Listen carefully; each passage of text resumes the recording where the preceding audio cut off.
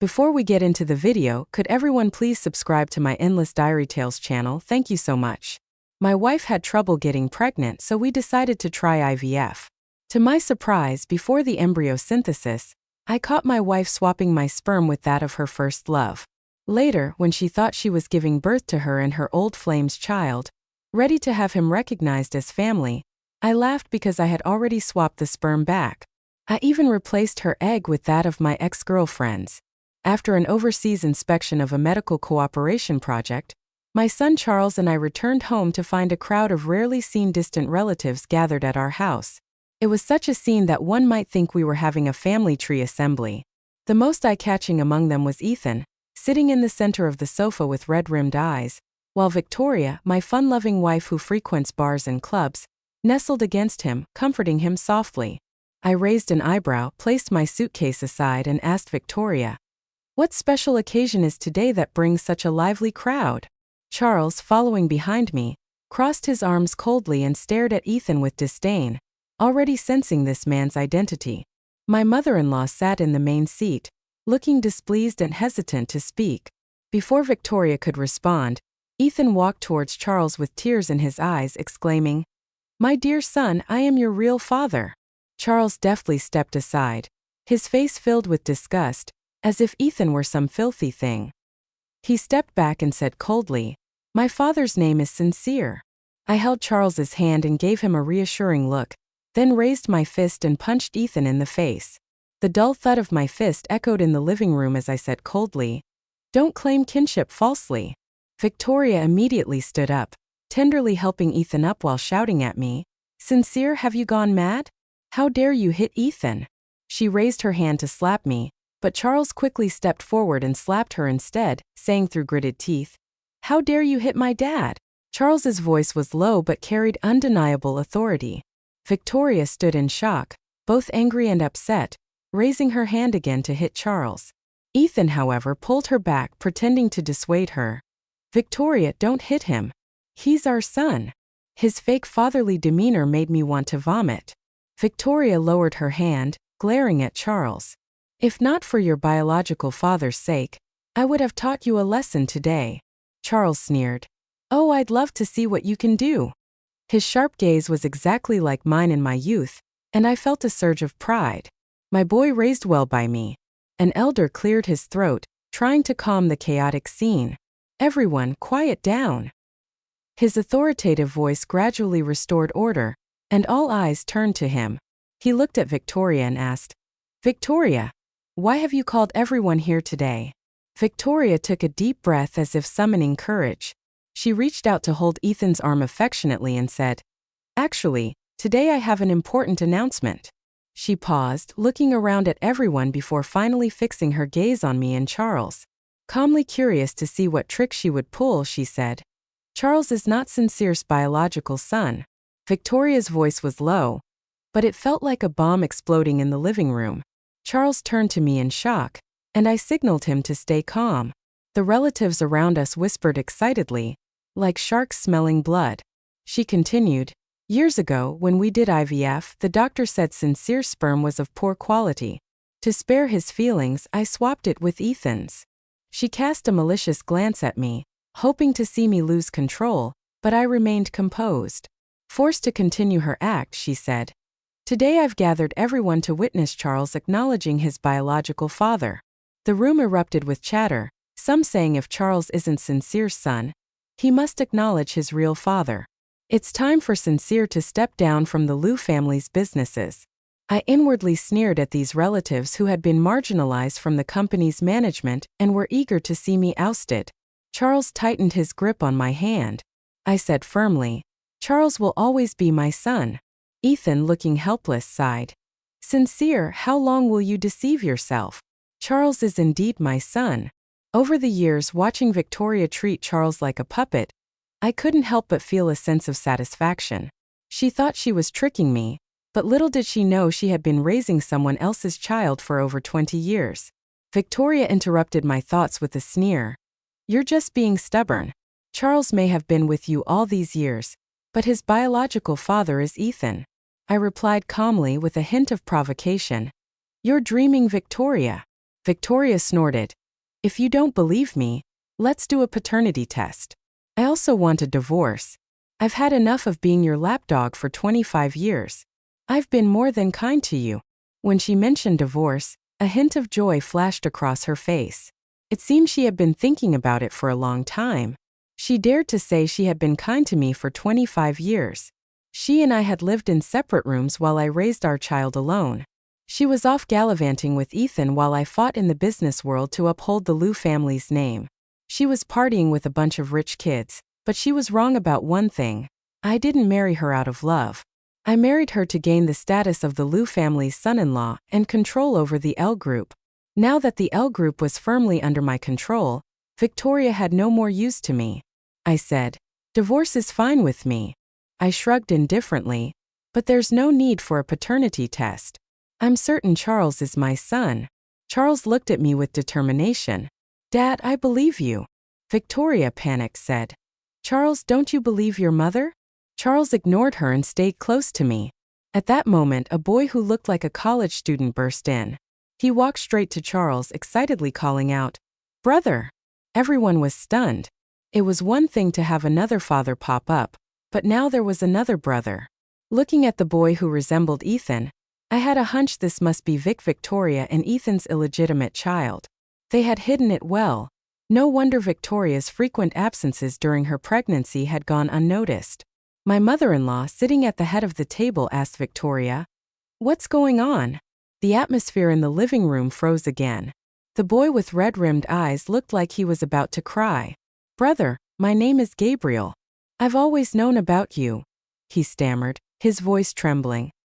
He glanced at me fearfully, then quickly lowered his head as if afraid I would scold him. My dad often talks about you, saying how excellent and handsome you are. Ethan put on a pained expression. Charles, my dear son, I've missed you so much all these years. He looked up, his face full of sorrow as if he had suffered a great injustice. Gabriel has always wanted to meet you. We've often secretly watched you. Gabriel nodded eagerly, adding, Really, brother, I even went to your school just to be closer to you. He took out a stack of photos from his pocket and handed them to Charles, saying, These are your photos. I took them secretly. Charles flipped through the photos, seeing himself in various moments. Wearing a graduation gown, looking tired after basketball practice, and passionately debating with classmates. He felt a chill run down his spine, realizing there had been a creepy guy stalking and photographing him all these years. Victoria wasn't idle either. She walked over to my mother-in-law, pointing at Gabriel, and said solemnly, Mom, this is your grandson. Everyone is here to witness this. Please acknowledge him. Victoria was clever. She knew that after my father-in-law's death, my mother-in-law held the real power in the Liu family. By inviting all the relatives, she hoped to pressure my mother-in-law into accepting Gabriel. She was certain that if my mother-in-law agreed, I would have no choice but to comply. After all, she had observed my filial piety towards my mother-in-law over the past 25 years. Gabriel, quick-witted, immediately turned to my mother-in-law and respectfully called out, Grandma. My mother-in-law looked at Gabriel, then at me, her eyes filled with complex emotions. She didn't immediately respond to Gabriel's greeting. I knew she felt sorry for me, not wanting to make things difficult for her. I broke the silence. Victoria, your real intention is to have this illegitimate child recognized as a Liu family member and inherit the Liu family's assets, right? Why involve Charles? I turned to Charles, exchanging a glance. Even if Charles isn't my biological son, he is still my only child. All my assets, properties, stocks, funds, including 20% of the L Group shares, will be left to him. Charles, would you rather stay with me or go with your mom and this so-called father? My son's quick mind grasped my meaning instantly. He declared, Mom has a new son now, and the assets won't be left to me. Of course I'll stay with Dad. Good boy, well taught by me. Stating his purpose in reverse, Ethan's eyes lit up at the mention of all my assets going to Charles, shining brighter than a 1,000-watt bulb. He knew my assets were substantial, including a significant amount of gold, silver, and real estate, not to mention the 20% Liu Group shares, a veritable gold mine. Greed, naked greed, was written all over his face. He whispered to Victoria, When the old man passed away, he divided his 60% of the group shares into 4 parts. 20% to Sincere, 20% to the old lady, 10% to Charles, and you only got 10% if Sincere transfers his shares to Charles. If we later coax Charles into giving us his shares, you'll have 40%. Right now, we need to make Sincere give up his shares and assets, leaving him with nothing, and bring Charles to our side. Victoria, after some thought, agreed with Ethan and presented herself as a loving mother to Charles. She said, "Charles, your brother can fend for himself and won't fight you for the assets.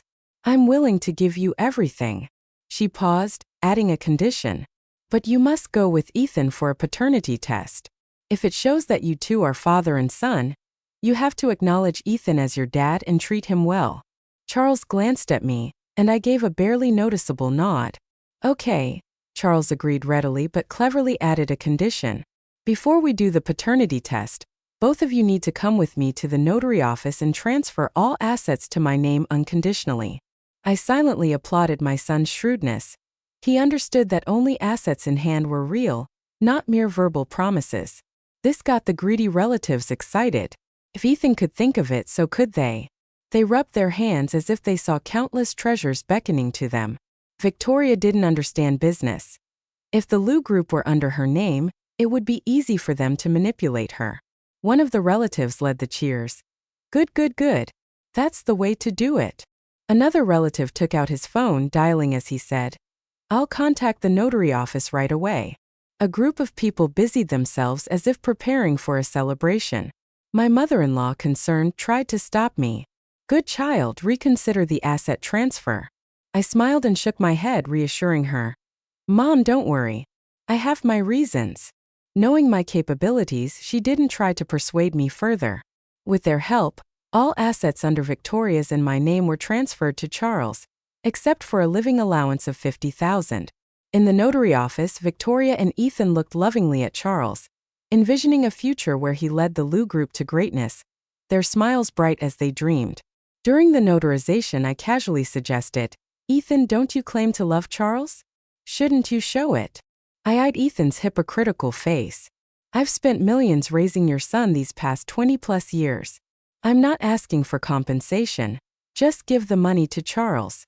After all, I love him the most." Charles seized the opportunity. "Uncle Ethan, you've been with my mom for over 20 years.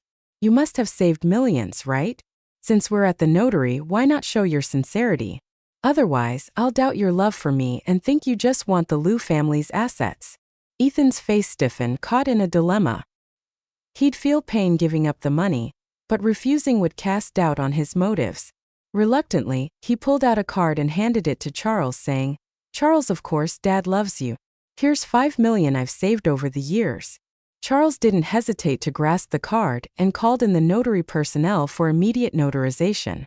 Stiffly, like he was being skinned alive, the DNA testing center was Victoria's choice. Fearing I'd manipulate the results, she chose the most authoritative National Forensic Center. I smirket her når I optager. After samples were taken from me, Ethan, and Charles, I requested a sample from Victoria too. Victoria looked at me incredulously. "Are you crazy? Charles is undoubtedly my child." I smirked. "We're already here, might as well do it." Charles didn't understand my motive but trusted I had a reason. He pouted and demanded Victoria do the test too. Now treating Charles like a deity, she complied. As we left the center, Gabriel arrived late, carrying flowers. "Brother," he called to Charles, trying to hug him. Charles, disgusted, pushed him away. "Don't touch me, it's gross." Gabriel, taller than Charles by half a head, looked decent. Ethan tried to smooth things over. "Charles, he's your brother. A family should love each other." Charles rolled his eyes. "Wait for the results before claiming kinship," I added calmly. "I won't interrupt your family bonding." "Victoria, let's go get the divorce papers with no assets and no child custody to negotiate." Victoria and I didn't even need a divorce agreement. We went straight to the Civil Affairs Bureau for the divorce certificates. Ethan's eyes widened in joy, shocked by the swift divorce process. He expected me to cling on stubbornly, but seeing Charles firmly by my side made him envious. After Charles went to the parking lot to get the car, Ethan finally had a chance to mock me. "Victoria never loved you. Do you know why Charles is named Charles?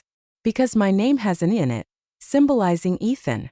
Victoria, clinging to Ethan smugly, said, when the paternity test results come out, Charles will naturally come back to us.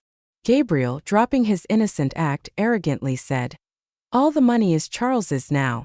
When the results confirm the truth, you'll be left homeless.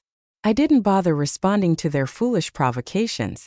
Victoria, feeling confident, revealed her true intentions. You've controlled the L group for so long. Now it's time for Ethan and me to take charge. I laughed coldly. You were always after the L group's assets using Charles. Victoria snorted. So what if I am? Now that the assets are all transferred to Charles, once the paternity test results are out, I'll be the true master of the L group. I replied with a cold gaze. Then let's see if you're really that lucky to take control of the L group.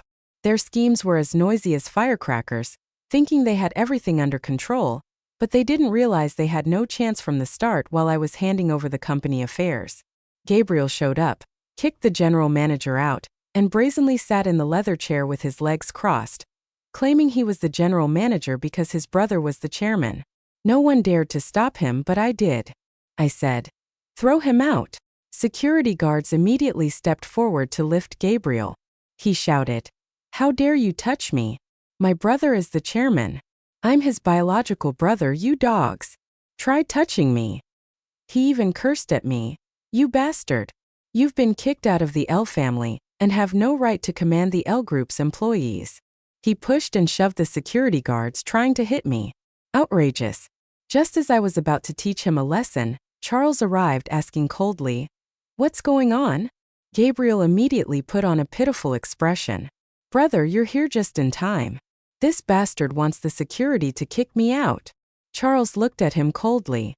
This is a company, not a place for you to cause trouble, and I'm not your brother. A voice chimed in. Charles, how can you speak to your brother like that? Ethan arrived too. Your family. You need your brother to help you with company matters. Without family support, you'll be bullied. Charles sneered. Throw them both out. Seeing that the soft approach didn't work, Ethan tried to be forceful. I'm Victoria's husband, Charles's biological father. This group belongs to me too. I laughed coldly. Throw them out and don't dirty the company. The security guards, finally understanding who was in charge, lifted the clueless pair and dragged them out. Ethan was still shouting, Sincere, wait for the paternity test results. I'll make you beg me for a meal. I watched his pathetic state and said, don't worry, I'm eagerly waiting for the results. The long-awaited day for Ethan finally arrived. I got up early, donned a full suit, ready to watch Ethan's downfall from a high place. Except for my mother-in-law, Victoria had invited all the relatives to the forensic center to witness the results, probably hoping more people would see me as a joke. Before the results were revealed, I asked Victoria with a smirk, this is the forensic center you chose? You won't dispute the results, right? Victoria, with her head held high, confidently said, of course not. I always keep my word. I almost laughed out loud. So naive. She wouldn't believe it until she saw it. As the technician arrived with the results, Ethan began his performance. He affectionately put his arm around Victoria's shoulders, saying solemnly, Victoria, once the results are out, our family can finally reunite. He even glanced at me provocatively. I ignored him, turning to Charles, who also looked indifferent. Hitting a wall, Ethan adjusted his expression and turned to Charles. From now on, I'm your father. If you need anything, just tell Dad. He took out a small box and handed it to Charles. This is a watch I bought for you. A gift for recognizing me. Do you like it? Charles, without even looking at it, coldly replied, no need. Ethan's smile froze, and Victoria quickly tried to smooth things over. Charles, your father means we. Charles interrupted. I don't need his goodwill. I only have one father, and that's Sincere. A warm feeling surged in my heart. My son was always on my side. Just then, the technician returned with 3 DNA test results. Ethan, Victoria, and Gabriel immediately perked up, their eyes glued to the documents like hungry wolves. They looked at me triumphantly, as if I would be disgraced the next moment and they would enjoy wealth and honor. I could hardly contain my laughter. The technician opened the envelope, and Ethan's breath quickened. Victoria's hands trembled with excitement, her face flushed. She muttered, "Charles, we can finally be together as a family." She glanced at me with an expression that seemed to say I was already defeated. Ethan's body trembled with excitement. "Charles, Dad finally proved himself foolish." Gabriel eagerly approached. "Charles, brother, once we get back to the L group, make me the general manager. I'm your real brother. Only I can sincerely help you." He acted as if Charles's help was a given, as if the general manager position was already his. I watched their pathetic performance with a cold sneer. They wouldn't know who the real fool was until the last moment. The technician cleared his throat and began to read the results. According to the DNA comparison, Mr. Ethan and Mr. Charles. He deliberately paused, making Ethan and Victoria even more nervous, stretching their necks as if they could hear better. The surrounding relatives held their breath. Their expressions varied, waiting to see my downfall.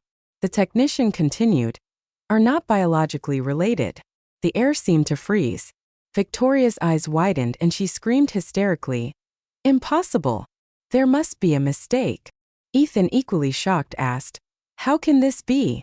How is there no biological relationship?" Ethan's face turned pale, and he couldn't hide the terror in his expression. Gabriel snatched the report, saying, "You must have misread it. Let me see." After reading it, he collapsed into a chair, muttering, "How can this be?" I asked the technician to read out the paternity test between me and Charles. He read, "According to the DNA comparison, Sincere and Charles are biological father and son." The room erupted in disbelief. Victoria, struck as if by lightning, muttered, "Impossible." Seeing the confusion on my mother-in-law's face and others, I kindly explained, "When you tried to swap the samples, I saw it, so I swapped my sperm back." Watching her face turn increasingly pale, I continued, "Oh, and I also swapped your egg with that of my ex-girlfriend's." The room fell silent in shock. My mother-in-law looked up, her eyes filled with disbelief. I turned to Victoria and said, "Charles is not your child. Congratulations on being a mother to my son for over 20 years. Victoria grabbed the paternity report from the technician, and seeing the result, her eyes turned blood red. She lunged at me, shouting, "You scum!" But I caught her and pushed her to the ground, looking down at her coldly. Ethan, upon hearing this, clung to Victoria, his voice hoarse. "Victoria, if Charles isn't yours, then he isn't a Lou. The only heir can be Gabriel." His face lit up with hope as he clung to Victoria's hand, realizing what had happened. Victoria looked up, a hint of malice in her eyes. She stumbled to her feet, turned to my mother-in-law and said, "Mom, everyone heard and saw that Charles isn't my child." She pointed at me, spitting angrily. "He's the bastard child of Sincere and his ex-girlfriend. We can't let an outsider inherit the Lou family's assets." Ethan and Gabriel echoed her. "Yes, throw Charles out. The heir must be Gabriel."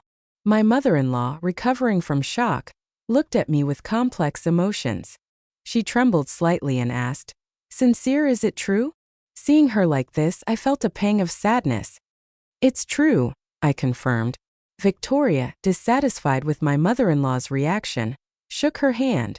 "Mom, you have to announce Gabriel as the heir." My mother-in-law, regaining her composure, asked calmly, "Do you know who Sincere's ex-girlfriend is?" Victoria, desperate, retorted, "Who cares? Charles isn't our child." My mother-in-law said, "Sincere's ex-girlfriend is your sister Serafina. She's my biological daughter, so Charles is still a Lou and the rightful heir." Her words exploded like a bomb in the crowd. "Our family tradition dictates that the legitimate eldest child inherits the business. Nowadays, it's about the legitimate child of the original wife. Only if there are no direct descendants does it pass to others. Remember your place." Victoria, stunned by the revelation, turned pale. My father-in-law had brought Victoria into the family only after Serafina had an accident and became incapacitated. Since then, Victoria had tried to usurp power but failed. Still in denial, Victoria shouted, "I don't believe Charles is Serafina's child. Why should we trust Sincere's word?" I ridiculed her and pulled out another paternity test report. "This is Charles's paternity test with Serafina." I showed the report to everyone. If you don't believe it, Serafina is still in the nursing home and Charles is here. We can arrange a state-level DNA test. The crowd murmured in agreement, acknowledging Charles as the rightful heir. Ethan and Gabriel were dumbfounded, their plans shattered. Understanding the situation, the relatives started to leave one after another. Victoria glared at me, contemplating something. Swallowing her pride, she walked up to me, pleading, "Sincere, I know you love me. You just dislike me going out to clubs and bars and being close to other men, right? I promise I won't contact Ethan again. Please let me stay in the Liu family." I looked at her with pity and said slowly, "Victoria, you're wrong. I never loved you." Her face turned ashen. "What did you say?" she stammered. "Then why did you always stare at me and insist on marrying me?" I explained coldly, "Because you look like Serafina. I found solace in your resemblance.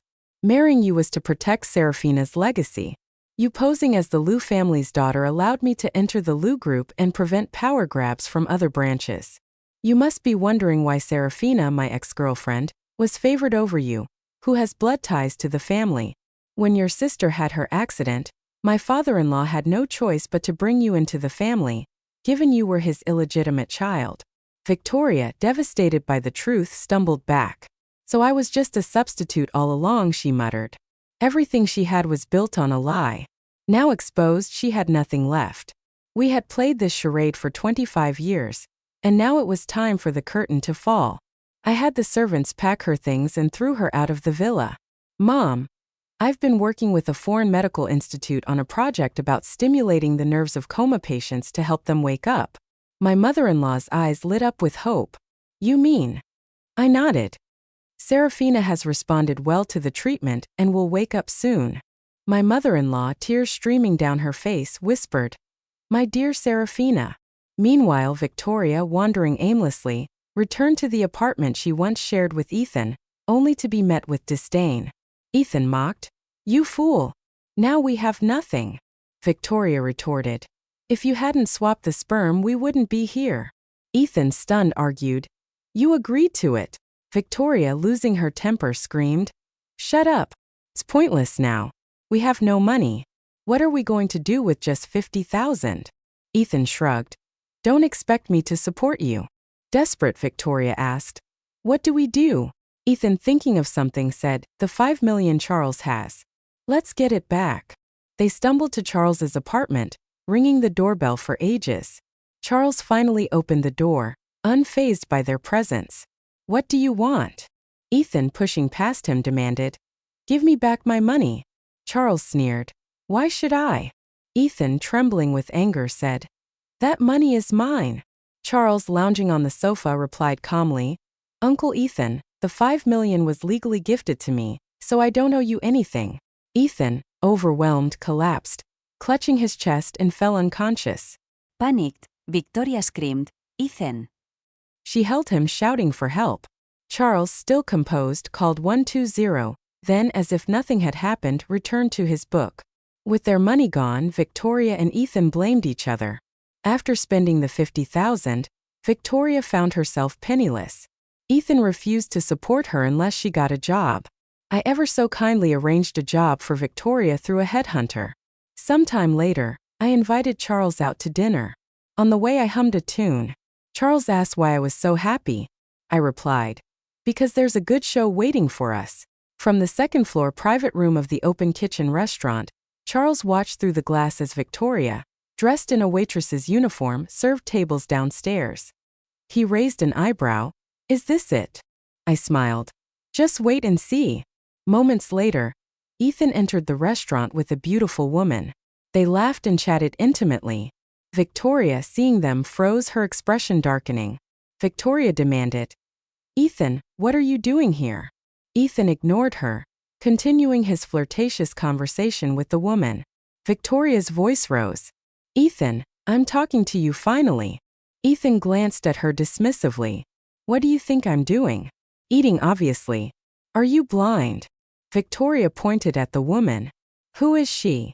Ethan laughed shamelessly. "What's it to you if Susan and I are here? Does it bother you?" Victoria's face turned red with rage. "What is your relationship with her?" Ethan replied casually, She's my girlfriend. Is that a problem? Victoria staggered back. Girlfriend? Ethan continued. We've been together for over 20 years. All the money I took from you was to support her. He paused and added, oh, by the way, the baby you lost wasn't the one you gave birth to. I bribed the doctor to swap it for Susan's son, Gabriel. Victoria's face drained of color as if her soul had been sucked out. She stared at Ethan, her eyes filled with disbelief and despair. Beside him, Susan laughed mockingly. Sister, you've been played for a fool. Victoria's world collapsed. The man she loved had betrayed her, and the son she raised wasn't hers. 20 years of devotion were nothing but a cruel joke. In a fit of rage, she ran to the kitchen, grabbed a knife and lunged at Ethan, stabbing him while screaming, You ruined me. You ruined everything. Ethan screamed as blood soaked his clothes. Charles watched in horror as the scene unfolded while I sipped my tea calmly. The police quickly arrived and took Victoria away. Charles, stunned, asked, Dad, this is the show you wanted me to see? I put down my tea and said, Seriously, Charles, there's a lesson here. Never show mercy to your enemies. Charles, confused, asked, Isn't it enough to just kick her out? Why go to such lengths? I replied, Because your mother's injury wasn't an accident. Victoria set her up to go to the construction site, and Ethan cut the brakes on the truck. I've waited 25 years to see them destroy each other. Trying to remain calm, but my voice still laced with hatred, I added, I had the job arranged for Victoria so she could easily get a weapon. I lured Ethan here by having the madam give his girlfriend 2 dining vouchers. The table was right in Victoria's line of sight. Ethan was taken to the hospital but didn't survive the surgery. Later, Charles told me that Gabriel, unable to sustain himself without Ethan's money, ended up working as a male escort. Ironically, one of Charles's classmates even hired him. Days passed and life seemed to return to normal, but a call from the hospital disrupted the calm. The doctor said, Serafina has woken up. I could hardly believe my ears. After 25 years, she was finally awake. I rushed to the hospital with Charles and my mother-in-law. In the hospital room, Serafina lay on the bed, pale but clear-eyed. She smiled weakly when she saw me. Sincere, you look older. Tears welled up in my eyes. You've been asleep for so long. We've waited for you. I gestured to Charles and my mother-in-law waiting outside. Serafina looked at Charles. Who is this? I explained that he was our test tube baby. She accepted it well, looking at Charles with motherly affection. What's his name? I answered. His name is Charles. Serafina smiled softly. Charles, what a nice name.